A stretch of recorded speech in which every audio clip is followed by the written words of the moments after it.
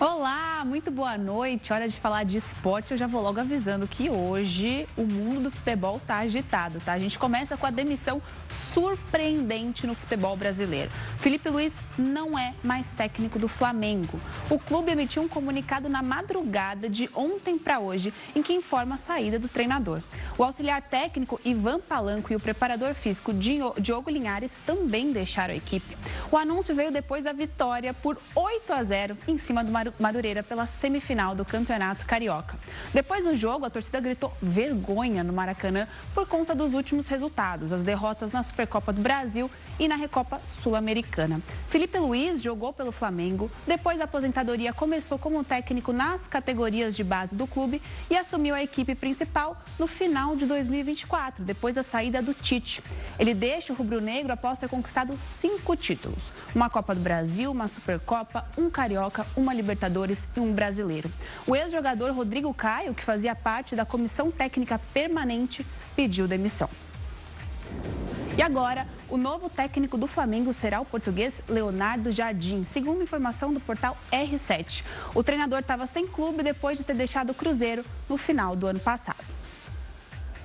E depois da goleada contra o Madureira, antes da demissão, o Felipe Luiz deu uma entrevista coletiva. E a última resposta dele foi meio curiosa. Será que ele já estava prevendo uma saída? Vamos ver.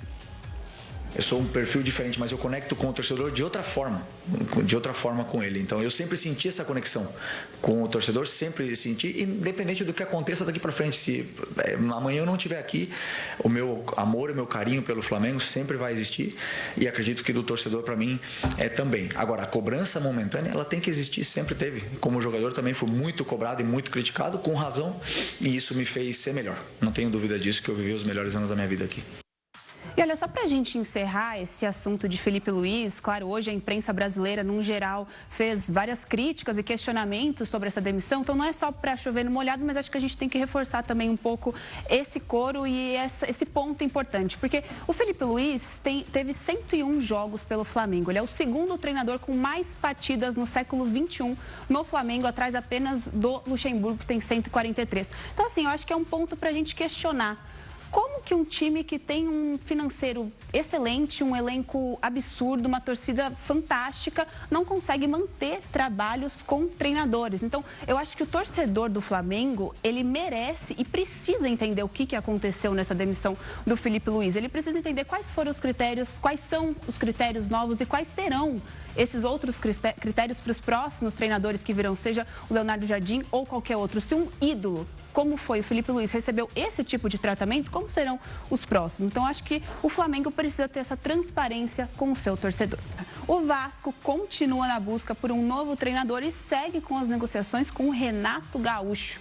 Elas estão sendo feitas já há algum tempo, o treinador já recusou 2 ofertas do clube por questões salariais e agora, na terceira proposta, o Vasco finalmente se aproximou dos valores pedidos pelo Renato e a contratação está perto de ser realizada. O Renato Gaúcho está sem clube depois de ter saído do Fluminense em setembro do ano passado. Se o negócio for concretizado, essa vai ser a segunda passagem do Renato como treinador do Vasco. A primeira foi de 2005 até 2007. E amanhã começa a final do Campeonato Paulista. Palmeiras e Novo Horizontino se enfrentam na Arena Barueri às 8 horas da noite pelo jogo de ida da decisão. E hoje à tarde, a Federação Paulista de Futebol realizou uma entrevista coletiva com as duas equipes.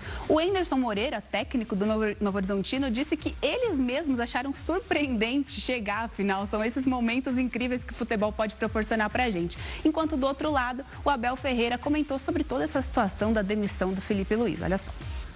Olha, é isso mesmo, o Brasil não é para amadores.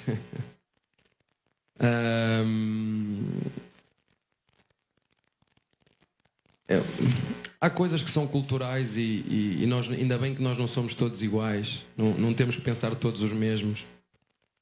Eu falo muito nos dirigentes, vocês já me ouviram falar tanta coisa ao longo dos 5 anos, eu não posso resumir tudo aquilo que eu já falei sobre aquilo que está bem feito, sobre aquilo que se pode melhorar, sobre aquilo que se pode inovar, mas há uma coisa que é cultural, não vamos mudar. Eu não posso ver quer dizer, eu porque ganhei 2 Libertadores sou o melhor do mundo e porque fiquei 2 vezes em segundo ou não ganhei nenhum título sou o pior do mundo. Será que é assim que as coisas funcionam?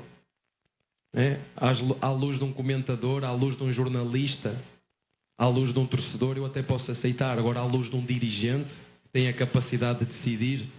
Confesso para você que é muito surpreendente para todos nós a chegada à final, pela qualidade da competição, pela qualidade das equipes que nós enfrentamos. A gente tem muita noção disso, entendeu? Mas eu não canso de enaltecer os atletas, a forma com que eles conseguiram, assim, em tão pouco tempo, porque a gente passou por uma grande transformação. São mais de 18 saídas, acredito que umas 20 chegadas. E o torcedor santista ganhou um presente hoje. O clube anunciou a volta do Lucas Veríssimo. O zagueiro de 30 anos pertencia ao Al Duhail do Catar e assinou contrato de 3 temporadas. O jogador está de volta ao Peixe depois de 5 anos. Ele foi formado nas categorias de base do clube e em janeiro de 2021 se transferiu para o Benfica de Portugal. Ele chegou ainda a ter uma passagem pelo Corinthians antes de ir para o futebol do Catar. Na primeira passagem dele pelo Santos, Lucas Veríssimo ficou 5 anos na equipe, conquistou o Paulistão de 2016, disputou 190 jogos e marcou 7 gols. E ainda no futebol carioca, hoje tem Libertadores da América. O Botafogo enfrenta o Barcelona de Guayaquil às 9h30 da noite no estádio Monumental Isidro Romero Carbo, no Equador, pelo jogo de ida da terceira fase da pré-Libertadores. Essa é a última etapa antes da fase de grupos do torneio. A partida de volta está marcada para outra terça-feira, dia 10 de março, no Newton Santos. O atacante Arthur é desfalque por um desconforto muscular. E a gente pediu para o médico Ari Zecker, ortopedista especialista em joelho, explicar como acontece essa lesão que o Rodrigo sofreu. O ligamento cruzado anterior, ele fica no centro do joelho e ele protege os movimentos de rotação. Quando você faz a rotação da perna para um lado e o corpo para o outro, você sobrecarrega esse ligamento e se você passar a capacidade dele de controlar esse movimento, ele rompe. Uma vez rompido, tem que ser feito um tratamento cirúrgico, que é a reconstrução desse ligamento. Não tem como costurar esse ligamento. A reconstrução é feita tirando um tendão de uma outra parte do joelho, colocando no lugar desse que rompeu. É uma lesão grave e que requer uma recuperação entre 6 e 9 meses para um atleta profissional voltar a jogar profissionalmente. E o inglês Jesse Lingard está muito perto de ser anunciado como jogador do Corinthians. A gente fala sobre isso daqui a pouquinho, depois do intervalo.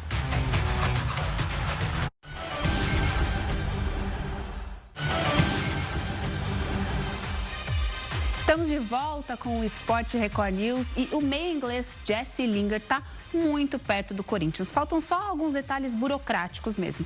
No momento, o que impede o anúncio da contratação é o visto de trabalho do jogador, que é um documento necessário para os atletas estrangeiros atuarem no Brasil. O jogador desembarcou em Guarulhos no último domingo, já fez os exames médicos e o contrato com o Timão vai até o fim do ano. O jogador de 33 anos estava livre no mercado depois de deixar o Futebol Clube Seul da Coreia do Sul no fim do ano passado. Lingard tinha sido oferecido ao Remo e também a outros clubes do Brasil, mas optou pelo Corinthians, onde joga o parceiro dele, Memphis Depay, ex-companheiro dele no Manchester United. E agora uma notícia muito boa para o esporte brasileiro. Temos 4 atletas indicados ao Prêmio Laureus deste ano, que, para quem não conhece, é como se fosse o Oscar do esporte. O surfista Iago Dora e a skatista Raíssa Leal concorrem a melhor atleta de ação. O tenista João Fonseca é um dos candidatos à revelação do ano. E para fechar, o nadador Gabriel Araújo, Gabrielzinho, está na disputa entre os esportistas com deficiência. A cerimônia de premiação vai ser no dia 20 de abril, no Palácio de Cibeles, em Madrid, na Espanha. Fiquem agora com o News 19.